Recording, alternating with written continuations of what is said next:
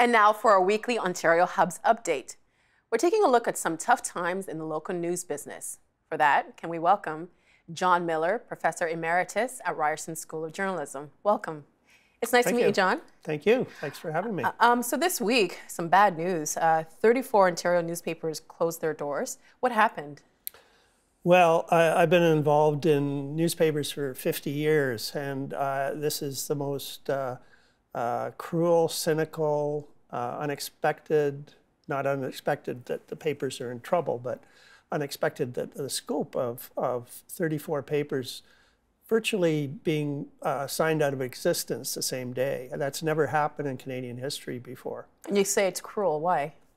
Because those communities have supported papers, not all of them daily, so community papers, where there's usually no other sources of news, for a century and a half in some cases. I live in Port Hope, near Port Hope and Cobourg. Cobourg's had a newspaper since 1830s, and Port Hope's had a daily since 1878. They are now gone, and all the people who worked there and knew about the community are out of jobs. So what happened exactly? Because some people are saying, so what? Yeah, the first part of your question is that the two biggest newspaper publishers, Torstar and Postmedia, in effect gave each other, there was no money changed out, they gave each other monopolies in certain areas. So where there were two papers, there's now one. And so they exchanged papers? Yeah, and then closed most of them. They didn't want it, and Torstar chose to close them on Sunday night. So all our employees came to work on Monday morning and the doors were locked and they were shut out. Usually what happens is that if a newspaper's in trouble, they try to find other buyers for it. But the purpose here was to create a monopoly, so those papers will never be for sale. So no one was given an opportunity to buy these papers? Nobody in the community, nobody else. There wasn't even a price tag put on them. So why do you think this happened? Just greed. Now, there's no doubt the newspaper industry is in trouble, but it's not going to be solved by giving monopolies to the big players and depriving communities of competition. Because competition for news and advertising is really important in local communities where it's the only game in town. Why is it important? A lot of people don't appreciate what they have until it's gone. So if you're in a local community and you're surprised when a 4-lane highway goes in across the street and you're angry because nobody told you, that's because the local media isn't covering the scene. And newspapers are often the only source of that information. And people now say, oh, we can see it on the internet, but they don't realize that that news originates at newspapers by and large. And if it's not being produced, they're not going to see it on the internet. So you're saying that civic engagement will disappear or decrease? Democracy, I think, is going to be weakened because if you take away local information about municipal government or whatever, how are you going to vote intelligently in the next election? How are you going to be on top of keeping your politicians accountable? How are you going to know when there are jobs at the local factory? How are you going to know if there's a school closing down? Unless there's a newspaper or some other means of covering local news available to tell you that. And even the legacy of the community, because one of the papers that was shut down is the Barrie Examiner, right? And that's been around since the 1800s? Yeah. A lot of these papers have been around that long. And you might say, that's the one that stuck out to me too, the Barrie Examiner. That's a big center. There's 140,000 people in Barrie, and it's one of the fastest growing communities in Canada. It can't support a daily newspaper. We're in trouble. And then I delved a little deeper and I found out in a community of 140,000, its paid circulation was down to less than 2,000. So that community has been robbed of a newspaper. Sure, you can say it can't support a daily, but it's really the result of Postmedia in that case, starving that newspaper of the means to cover the community properly. In 1980, the Ottawa Journal and Winnipeg Tribune closed, and in response, the federal government launched a royal commission. Do you see signs that something similar will happen now in this situation? I think it's wishful thinking. I don't think the government has any desire to do that. They just completed a big review, the Heritage Committee review. Why do you think the response is different now? I think we've been through that, and we had two royal commissions in effect, the Davie Commission and the Kent Commission. And they made a series of recommendations that I don't know whether it would have prevented this, but they were never acted upon by government. Other people, the unions of the newspaper employees and some of the big newspaper associations have proposed other methods of alleviating this crisis.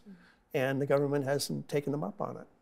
Well, you recently did some research on your former local newspaper, the Northumberland Today, and it was one of the papers that closed this week.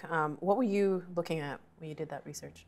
I was trying to track what had happened to local news over the last 20 years, because when I moved to that community 20 years ago, it was a good paper. It was a really good local paper. It's one of the reasons I moved there.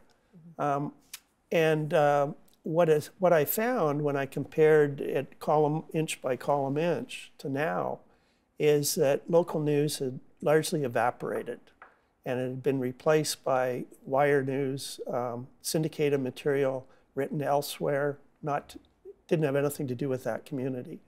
And that was Postmedia's business model. That's how they sustained all these papers. And they're still sustaining them. They have 90 papers still under their control in Ontario.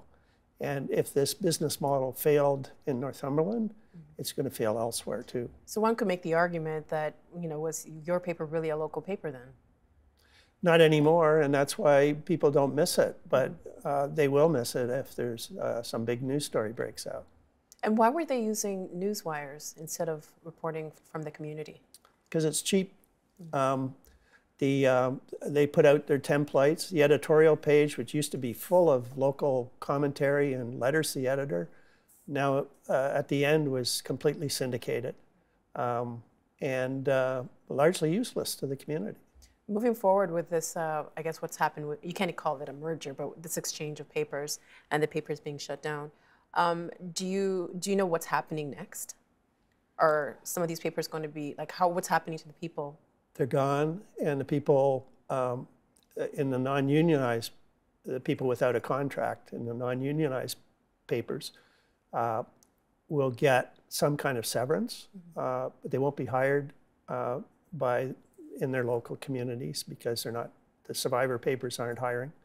And they'll get paid a severance, whatever the companies decide to give them, which is not going to be very much.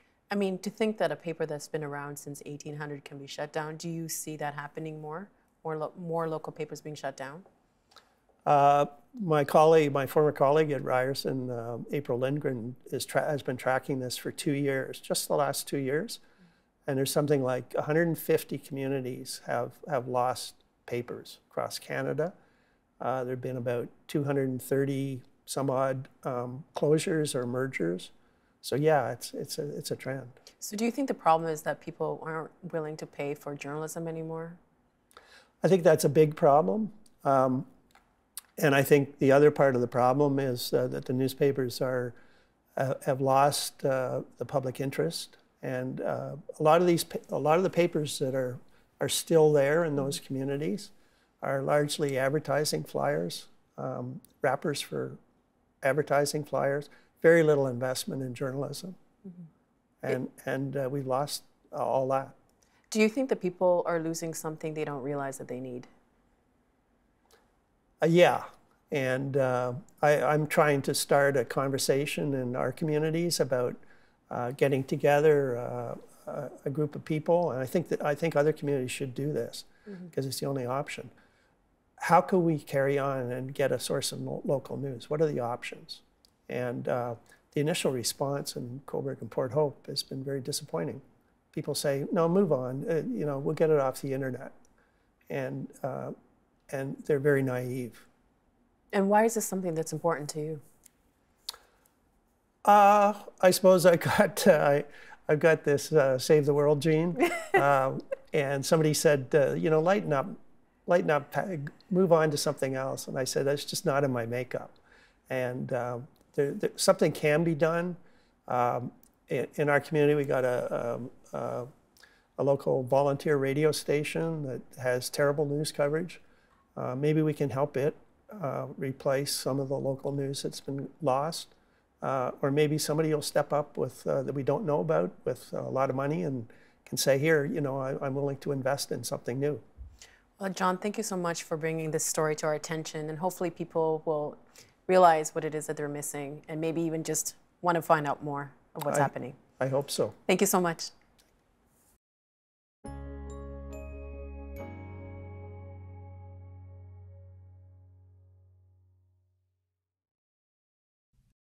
Help TVO create a better world through the power of learning. Visit TVO.org and make a tax-deductible donation today.